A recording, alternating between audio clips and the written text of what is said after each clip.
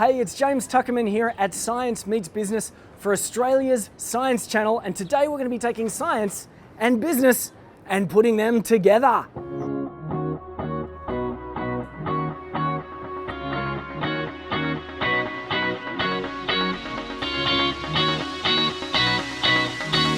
As the CEO of Science Technology Australia, you put on this marvellous event. What's the mandate? I really wanted two things. I wanted the conversation to be really positive and proactive and focused on solutions. Second thing I really wanted was for people to make connections.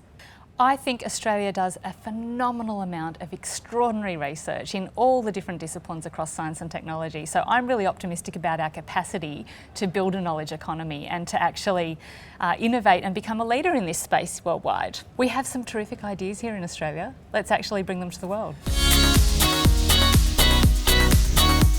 Who do you think needs the other more? Does science need business or does business need science? I think it's both. Clearly, business leaders want to be able to take advances in technology from wherever they're coming. So business needs the science and wants to engage with academia. Academia wants to be able to translate new ideas and new results into commercial and business impact. So it's a really symbiotic relationship. We need both together. Innovation is ultimately about people. You can have the toys, you can have the joys, you can have the excitement, but ultimately it's about the people. Most transformative change happens with young people. So you've got to do everything in your power as a senior leader to make sure that young people are coming into the systems. Well, researchers are really interesting because quite a high proportion of them, I reckon 30 to 40%, are inherently entrepreneurial. But we actually lose that because we make them focus only on excellence. I think excellence is important.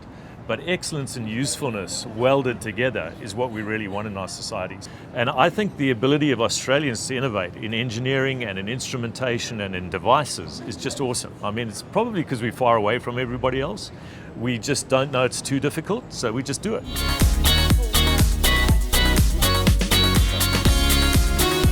We punch way above our weight in terms of healthcare research. Top 5 nations in the world for biotech, for medtech, for life sciences in general. And yet we're on the lowest area of the scale for industry engagement, for startups, for procurement, for IPOs. So there's a mismatch there somewhere. How can we have all this amazing research and very, very little output associated with them? Most of the entrepreneurs we're going to see are PhD trained, or at least science trained. And of course in science, in engineering, in medicine, we're training them to be clinicians or we're training them to be researchers. We're training them to think about citations and publications as a way forward for their career. Well, in actual fact, if they've got any creative spirit in them, we say to them within the university, no. You're not going to be entrepreneurial. You're going to focus on where we get our capital from, which is grants. So we've got to allow these younger researchers to be entrepreneurial, to be creative, to think about commercialization from day one, to think about where their career could go without just a research career. It was good to see that when they asked who was from research, there were research hands, who was from industry, there were industry hands, there were a few hands in between. We needed more of those hands like myself, which were technology commercialisation agents that can actually help the translation between the two. I think it was fantastic for industry and business to both be in the same room together discussing the same things. I think something else that came out of it was the celebration of our successes. Stop talking about where we rank in the world and our ranking in research is great. It is. Let's keep talking about how we can get more successes out and learn from those successes. Celebrate them. Focus on the case studies, the examples, let it be known that we can do this stuff? Absolutely, because when you actually go back to the universities and you get cases out of them, you find that there's an amazing lot of things that are happening there and we don't hear enough about that in the news. So I think we're at a pivotal time in history for the country. Every sector of the economy is becoming data-driven. And if Australia doesn't understand these new economic structures and the technology that allows our industries to become data-driven, we're going to get left behind in a way that's really hard to catch up. Data science is a science discipline. The half-life of the breakthroughs is faster or shorter. than other disciplines of science. So what we've got to do is not only invest in the science, but also the translation of the science. So it's the science and the technology, it's the research and the development. The rest of the world is moving faster than we are, and we need to lift our cadence and move faster.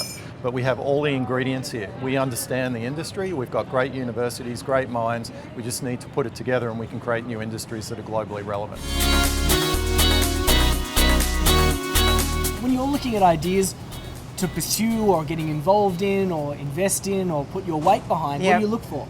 Well, first of all, have they articulated it clearly? Getting people to communicate clearly is a rare thing. So first of all, do I even know what they're telling me? And will it make a difference that's important? And then I look for, is it going to be something that will go beyond the next 6 months? Those opportunities that I saw in the break, and even as people were asking questions, you could see people making that mental note, I must catch up with that person. You know, there's Alan, there's Kevin, there's Jane and Julie. I want them to be part of the work that I'm doing. So if that spirit of I want to keep making those connections, and you're able to capture the imagination of some people who are pretty influential. So I think just by doing that, by getting people in there who are going to be making decisions about money, about allocation of resources, about future policy, I mean, that's huge.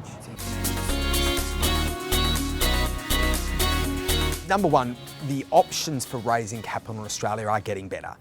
So we're seeing far more incubators, accelerators, angel investors investing at an early stage, venture capital funds emerge. So the amount of capital to back Australian companies is continuing to increase. Would you back the person over the business or the business idea over the person? How do you manage that Yeah, I mean, equation? you want both. I mean, at the end of the day, ultimately you want a great business model solving a really important problem and outstanding people executing that problem. But you know, to the extent that there's a little bit of a trade-off between the two, we would certainly probably tend to put priority on fantastic people who perhaps haven't fully formed their idea over a really, really well-formed idea, but people perhaps who don't have the capability to execute it. It's one of the things I would sort of say to young folks, there is nothing more exciting and rewarding than running your own business. It can be scary at times, involves a lot of risk, but it is incredibly exciting.